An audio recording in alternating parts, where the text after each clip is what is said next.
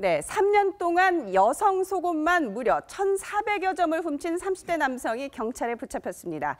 손수 변호사님, 네. 값나가고 좋은 물건들도 오죽 많아요. 근데 왜 하필이면 여성 속옷에 손을 댄 건가요? 이 남성에게는 다른 어떤 물건보다 이 물건이 여성 속옷이 더 가치 있다고 느꼈을 가능성이 있는데요. 예. 지금 말씀하신 대로 2013년부터 총 80차례에 거쳐가지고 예. 1,400여 점의 여성 속옷을 훔쳤습니다. 그런데 이게 끝이 아니라 과거 2011년에 부산에서도 30번이나 여성 속옷을 훔쳤는데요.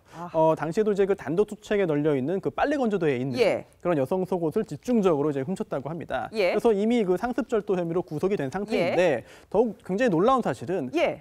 이 남성이 이렇게 말을 한 겁니다. 도대체 왜 이런 짓을 했느냐라고 예. 했더니 중학교 때 교통사고로 머리를 다쳤는데 예. 그 이후에 여성 속옷만 보면은 훔치고 싶은 충동이 일어났다라고 했는데요. 과연 이 이야기가 진실인지 여부를 좀 가릴 필요가 있어 보입니다. 아니, 이웅혁 교수님, 머리를 다치면 여자 속옷에 집착을 하게 되나요? 이게 의학적으로 타당한 얘기인가요? 하나의 그 변명으로 생각됩니다. 저 변명이다? 발병 시기를 보면 뭐 네. 중학교 때로 얘기하기 때문에 아마 15세, 16세인데요. 이른바 물품 음란증에 해당되는 건데 성 도착이 한 모습이죠. 저것이 그 발병하는 비율이 가장 높은 것이 예. 18세 이전입니다. 그래서 연령적으로 보면 15세에 발병한 것이 맞는 것 같고 머리에 충격을 받았다라고 하는 것은 하나의 그 변명이고 예. 그 다음에 여러 가지 이제 그 이상한 상황에 있어서 내가 그 당시에 머리에 충격을 받아서 성도착이 생긴 것이 아닌가 본인은 이제 그렇게 생각을 하는 것 같은데 왜곡된 이제 성의식이 그 당시에 예. 발현이 된 것이고 예. 이것이 사실은 이제 평생 갈 확률이 상당 부분 많이 있는 것이죠. 그래요. 중간에 치유를 하지 않게 되면. 예. 그래서 지금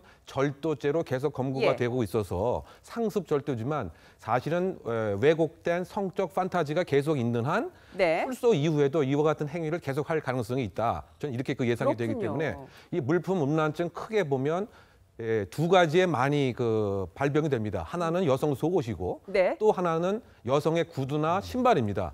그래서 절도범을 잡고서 그 집에 가보게 되면 이번 사례에서는 여성 속옷이 수백 벌 있었지만 다른 경우에는 여성 구두가 수백 켤레가 있는 경우도 상당 부분 이제 있는 것이죠. 아니, 여성 손도 예쁘잖아요. 장갑 훔치는 사람은 없고 왜 발이에요? 예, 그 장갑도 있습니다. 그런데 장갑도 가장 있어요? 장갑도 있고 뭐 다른 귀걸이도 있고 하는데 가장 많은 빈도가 사실은 이제 신발하고 신발. 속옷이죠. 왜냐하면 발이라고 하는 것이 여성의 몸을 이렇게 일부 보여주는 것으로 해석을 하기 때문에 예. 그것을 이용을 해서 성적인 공상을 활용을 합니다. 그런데 가장 이제 그 위험스러운 것은 이것이 나중에 예. 아주 극단적인 상황으로 가게 되면은 네. 소위 말해서 이제 훔치고 보고 자기가 공상을 하면서 성적인 만족을 느끼는 것을 넘어서서 예. 상대방을 제압을 하고 상대방의 일정한 것을 뺏고 예. 소위 말 전리품을 가져가고 예. 그런데 이 와중에도 무슨 상대방이 나를 알아보게 되면 살인까지 하게 되는 그래서 이것을 성적 살인이라고 하는 소위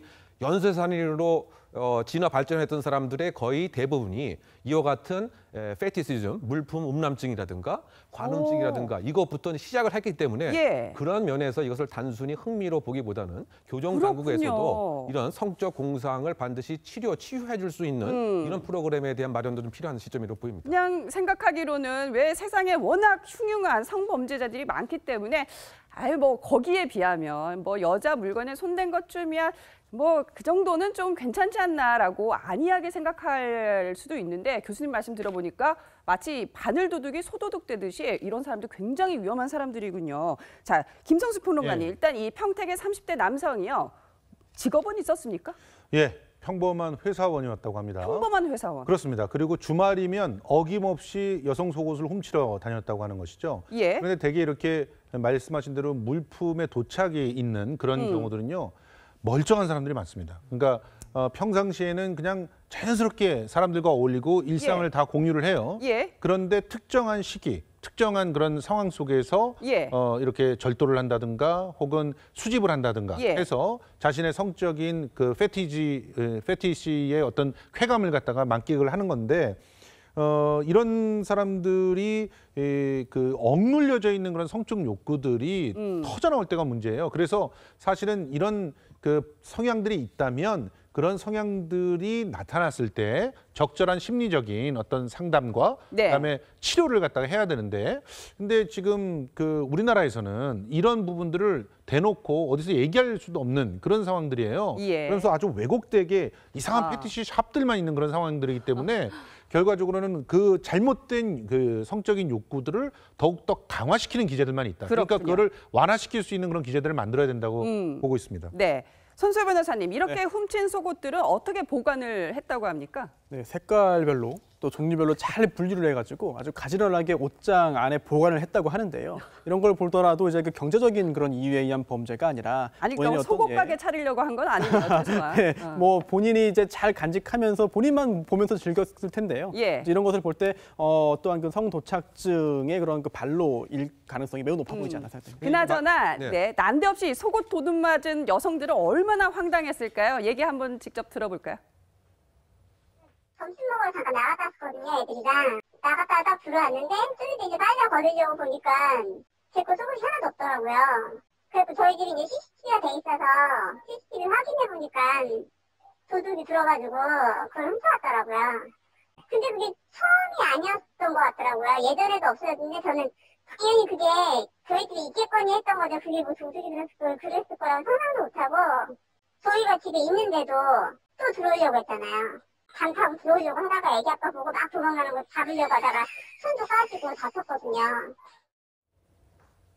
그러니까 이제 이 사람에게 만약에 어떤 예. 그 사회복지가가 소위 말해서 여성 속옷을 한 박스를 그대로 갖다 준다. 예. 그러면 그것은 아마 거부를 합니다. 왜요? 왜냐하면 거기에는 리얼리티가 없기 때문에 새 거는 자신이 생각하는 성적 공상을 할 수 있는 소재가 안 되는 것이죠. 아니, 여성의 체추가 있는. 그렇죠. 또는 그 누가 한번 입어 써야 됩니다. 그래야 그 입은 여성을 대상으로 해서 성적 공상을 할 수가 있는데 네. 새거 같은 경우는 그 여성이 누구인지 알 수가 없는 것이죠. 그래서 그것을 이제 그 거부를 하고 저것을 아까 이제 손 변호사 얘기한 것처럼 색깔별로 예. 또 그다음에 이제 속옷 종류별로 예. 이렇게 활용을 하면서 여러 가지 형태로 자신의 왜곡된 성적인 환상을 느끼는데 이렇게 그 사용을 하고 있는 것이죠. 예. 그런 그 측면에서 봤을 때는 저것에 몰입하는 과정에서도 이른바 자신이 심리적인 하나의 과업이다 이렇게 되고 그러니까 평상시에는 정상인이지만 예. 주말에는 저것을 하면서 무엇인가 이제 그 만족감을 느끼는 경우고요. 네. 그래서 이제 극단적인 사례인 경우인데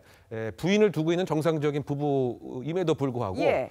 이 부부하고는 이제 정상적인 성적 관계에 대해서 만족을 못 느끼고 예. 이 부인의 속옷에 대해서만 또 이렇게 성적 만족을 느끼는 그런 사례도 상당 부분 네. 이제 있는 것이죠. 그렇습니다. 예, 그렇기 때문에 이 정신적인 저 문제를 어떻게 그 교정 당국이 치유를 해주느냐 그렇지 않고서는 이른바 상습 절도로 출소 이후에도 예. 계속 그 범행을 저질 가능성이 있지 않나 이렇게 생각됩니다. 아니, 그런데 이게 여자 속옷을 훔치는 이유도 참 다양하고요. 이 평택의 남성도 있었지만 뭐 로또 1등에 당첨되려면 여자 속옷을 훔쳐야 된다는 무속인 말을 철석같이 믿고 또 훔쳤던 남성도 있었고 또 심지어 여성 속옷을 착용을 하고 도둑질을 한 절도범도 있었어요. 뭐라 그럴까요? 좀 우리 사회에서는 전통적으로 여성 속옷에 대한 뭔가 이렇게 미신적인 의미를 부여하는 남자들이 참 많은 것 같은데요. 예, 그 뭐 왜 미신적인 그럴까요? 건데요. 예, 그런데 이제 그 절도범이기 때문에 검거되지 않기 위해서 여성 속옷을 해야 된다라고 하는 절도범도 있는 반면 예. 또 검거되지 않기 위해서는 좀 표현이 그렇지만 그 절도 현장에 본인의 그 용변을 보고 가는 경우도 이제 상당 부분 이제 있습니다. 예. 이제 그만큼 본인 행위 자체가 범죄 행위다라는 것을 알고 있지만 예. 검거되고 싶지 않기 때문에 하나의 미신적 행위로서 뭐 이야기를 하고 있는 것이 아닌가 생각됩니다. 그런데 이런 미신적인 행위 자체는 강화되어서 뭔가 더 강력한 범죄로 이어진다는 그런 상관관계는 없어요. 그냥 예. 스스로 자기의 뭐 심리적인 불안을 예. 이제 해소시키려고 하는 예. 그런 그러니까 여타의 다른 범죄에 어떻게 보면 이제 종속되어 있는 것인데 지금 이렇게 말씀을 계속 하셨던 첫 번째 그 건 같은 경우는 이것이 처음 시작할 때는 아주 가볍게 그렇게 시작을 하지만 예. 그래서 일본 같은 경우는요. 그 10대들 같은 경우가 자기가 자기 사진과 함께 예. 이런 그 착용했던 속옷들을 갖다 판매하는 그런 사이트들도 있고 그런데요. 문제는 예. 그런 식으로 처음에 시작했다가 나중에는 예. 그 여성에 대한 스토킹을 하는 그런 예. 식으로 범죄가 발전될 수 예. 있고 강화될 수 있다는 거. 이게 굉장히 큰 거예요. 그래서 아까도 말씀하셨지만 교정 당국이든 사회적인 어떤 그 시스템이든 이걸 조기에 치유를 해줄 수 있는 그런 시스템이 있지 않으면 지속적으로 더 큰 범죄로 옮겨갈 수가 있다는 게 문제입니다. 무엇이든지 더 센 자극, 그보다 더 센 자극을 찾게 되는 게 또 사람의 마음이니까요. 네.